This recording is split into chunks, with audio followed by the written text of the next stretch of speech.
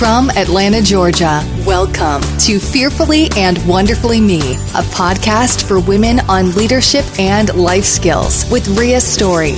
Rhea shares powerful life and leadership principles, helping you maximize your potential and become the woman God created you to be.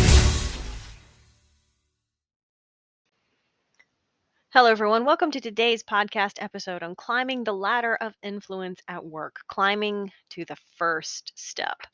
So, I wanted to do a couple of episodes on really some of the practical ways that we can increase our influence at work. Not just the principles that we can apply, but also some of the ways and what that looks like to actually implement them and put them in place. And do a couple of episodes really dealing about that, specifically in a work environment, professional environment, or focused with influence in our career dimension, right?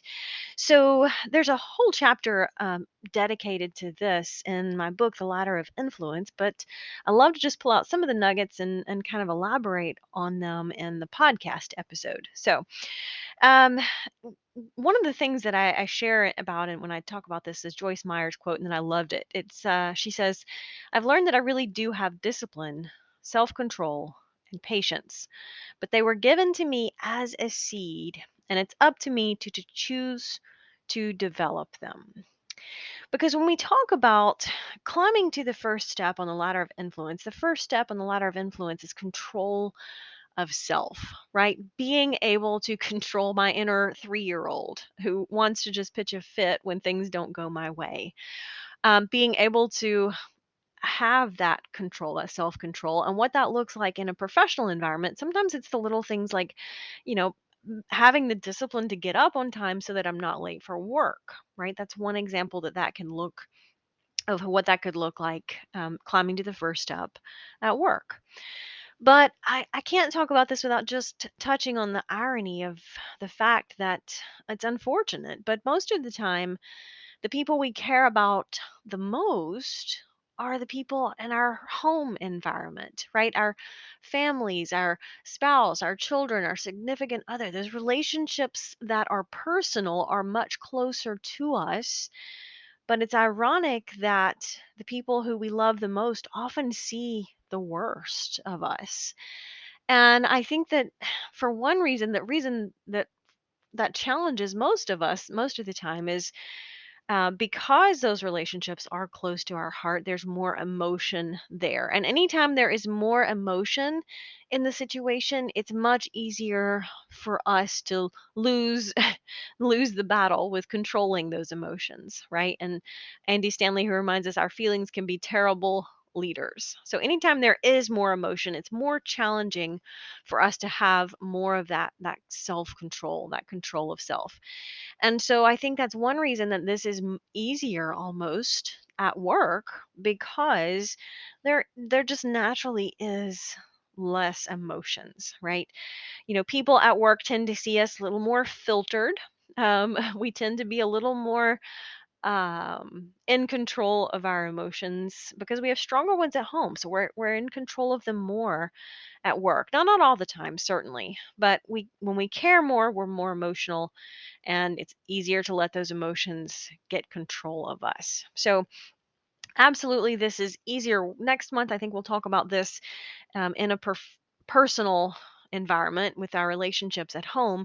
But I wanted this month to be a focus on influence at work, in both the podcast, and if you subscribe to my LinkedIn newsletter, you're going to see a common theme for the month of June, coming up, that we're going to talk about these principles really specifically. How do we increase our influence at work? So, having said all of that, even though it is a little easier, or perhaps becomes a little more normal, natural for us to um, have control of ourself relative to our work environment, it's still just as important. And you have to be able to be proactive with both your leader, your boss, and your coworkers. So, whether you have a boss or a leader, or whether you own your own business, it's just as important to be able to have that control of self at work, because that's what's going to help you increase your influence in that dimension. And we all want more influence personally, right? The key is realizing that the choices that we make, have made, and are making are either increasing or decreasing our influence with the people we do business with or work with.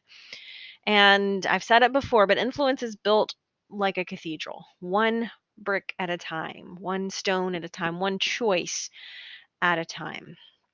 So I wanted to kind of drill down into that a little bit and, talk about number one. I probably could do a whole podcast dealing with the first opportunity, or perhaps the biggest opportunity for having control of self relative to work, is when change happens. And our next podcast episode will be totally dedicated to increasing influence at work when change happens. So, a whole podcast specifically dedicated to that first and biggest opportunity, because that is where we can either shine or we can be passed by when change happens, because people don't like change mostly unless it's our idea. When it's our idea, we love it. We jump on board with it. But most of the time when change happens, most people are wasting their time and energy stressing about the change, worrying about the change, complaining about the change, and thinking of reasons not to change. Instead of embracing opportunities. And Mike and I do have an entire book dedicated to when change happens. How do we lead ourselves and others through change? And so we'll do a podcast in a couple weeks, really drilling down, because that is the whole biggest opportunity relative to increasing influence at work, is when change happens. And the second biggest opportunity is where I wanted to focus today's podcast episode on, is really how you increase your influence at work through control of self, is intentionally becoming more valuable, developing yourself, and intentionally adding value to everyone around you. And this is, forget about going the extra mile. This is going the extra inch or two and doing it before you have to, doing more than you have to, doing it better than you have to, sharing the information, helping add value to others. And I remember quite a few years ago, I was working in the, uh, I was working as a compliance director of compliance in a healthcare organization, and one of my roles, or one of the tasks that I had and responsibilities in that role, was keeping on top of any current new regulations or new laws, or and that could be with whether how we kept medical records or how we did billing or anything like that. It was just part of my areas of responsibility, was to try to stay on top of any changes. And so it was not unusual for someone in a department of the organization to request, say, "Hey, Ria, could you look into the regulations on how we do this? Or how we bill this? Or can we do this?" And so, whatever their specific area of responsibility was, it was, part of what I did was to help dig through all of the federal regulations and reading the Federal Register and all of those things, and making sure I checked both the state laws and any federal regulations and licensing and those kind of things, and make sure that we were in compliance with those. And I remember one specific instance where someone just, shot me an email, "Hey, can you look into this?" And so I did. It took quite a bit of research, and I remember that it was rather extensive research. It took a couple of days for me to drill down and to find and make sure that I had a good understanding of what the regulations were, and then also how to restate the regulation in a way that made sense to someone who hadn't spent 3 days reading about it. And so that was certainly part of it, was being able to not interpret it, but being able to restate it in just a few sentences in a way that made sense to the director of that department. And I remember, just taking I couldn't have articulated this principle back then, but one of the things I liked to do was not just research the regulation myself, but also restate it in a way that made sense, and provide them with the information on where they could also read it for themselves. And so it was just something there again, I was good at adding value to this responsibility, or taking ownership of this responsibility, and doing it in a way that helped made the other person's job easier. So not just digging through the Federal Register and saying, "Oh, you can find this on volume 3 of this month's Federal Register on page 1400." But also providing them with a link where they could go access the material, telling them any other, you know, things that might apply or influence how we did this. And so I put all of this together, and it did take a couple of days with the research and putting all of this together, and in an email, and sending it back to the director and saying, okay, here's what the regulation says. Here's how this applies to your department. Here's where you can find the actual source, and here's the page number of the PDF that you can find it on. So that way, it's just very simple for her to open up the email and go, oh, okay, here's where I can find it. Here's where I can read it if I want to read it for myself. And here's the page number, so I don't have to scroll through thousands of pages of electronic document. It didn't take me very much extra time. I mean, I'm already in the document, I'm already reading it. It doesn't take much extra time to put it in a nice, easy to understand package for the other person. But what was so interesting is that, a week or two later, we are having a meeting about this particular issue. And the lady spoke up to the group, and she was like, oh, here's the regulation. Here's what it says. She's like, Ria, send it to me. And she even gave me the page number for where I could read it myself. And so what had, on my end was a very little minor thing. To her, it made a huge difference that I'd actually taken the time out to make it easy for her. And it's incredible how we don't often think about it, but it's so true. With people, the little things are the big things. And for me, it was a little thing, but it made a big impact, right? Little actions, when it comes to adding value to someone else, little actions can have a big impact in increasing our influence. So, that's just a story to illustrate. And again, back then, I could not have, I could not have told you that I was intentionally climbing to the ladder of influence on the first step. I didn't know how to articulate this back then, but I knew that if I added value to someone else, it would help me increase my influence with them. And it's not about influencing someone to manipulate them. It's really simply, particularly in a work environment, it's really just going the extra inch or going a little bit above and beyond to help somebody be successful, and doing a little more maybe than I have to, doing it before I have to, doing it better than I have to, because we're in the same organization, we're playing for the same team. Why wouldn't we want to help our teammates be more successful?